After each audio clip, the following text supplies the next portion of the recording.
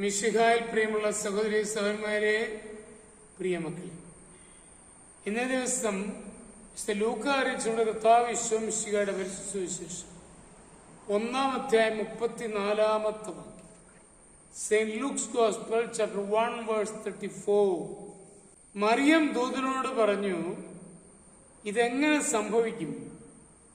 ഞാൻ പുരുഷനെ അറിയുന്നില്ലല്ലോ. അമ്മയ്ക്ക് ആ ഒരു ബോധ്യമുണ്ടായിരുന്നു. അതുകൊണ്ടാണ് അമ്മ അത് വളരെ കർശനമായി പറഞ്ഞത്. വളരെ വേദനയോടുകൂടി ഒരമ്മച്ചിയെ കേട്ടത് ഇപ്പോൾ ഓർക്കുകയാണ്. അമ്മച്ചി അസ്വസ്ഥചിത്തയാണ്. അമ്മച്ചിയുടെ വേദന മറ്റൊന്നുമല്ല, തന്റെ ഏക മകള്, കോളേജിൽ പോയിരുന്ന മകള്, കൂട്ടുകാരുമൊത്ത് സന്തോഷമായിട്ട് മുന്നോട്ട് പോകുന്ന വഴിയിൽ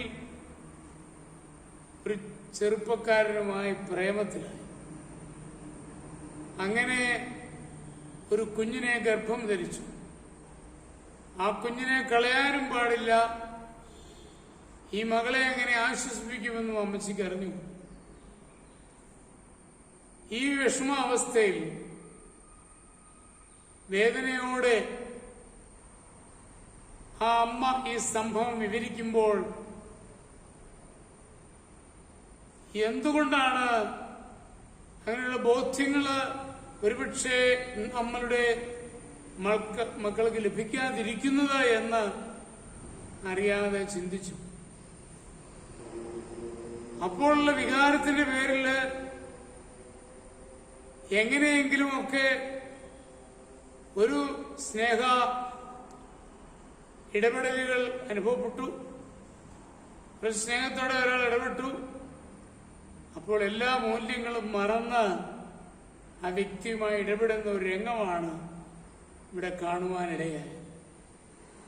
ഇത് പലപ്പോഴും ഇന്നത്തെ ഒരു സംഭവമാണ്.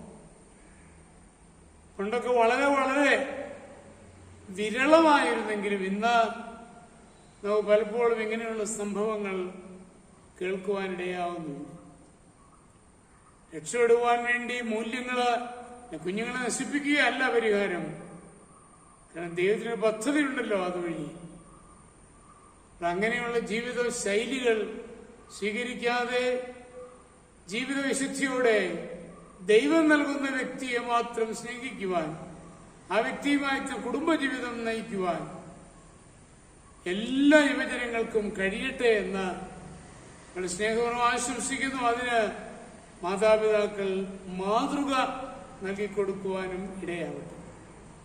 നമ്മുടെ കർത്താവ് ഈശോ മിശിഹായുടെ കൃപയും പിതാവായ ദൈവത്തിന്റെ സ്നേഹവും പരിശുദ്ധാത്മാവിന്റെ സഹവാസവും പരിശുദ്ധ അമ്മയുടെ മധ്യസ്ഥതയും നിങ്ങളെല്ലാവരോടും കൂടി ഉണ്ടായിരിക്കട്ടെ, ഇപ്പോഴും എപ്പോഴും എന്നേക്കും. ആമേൻ.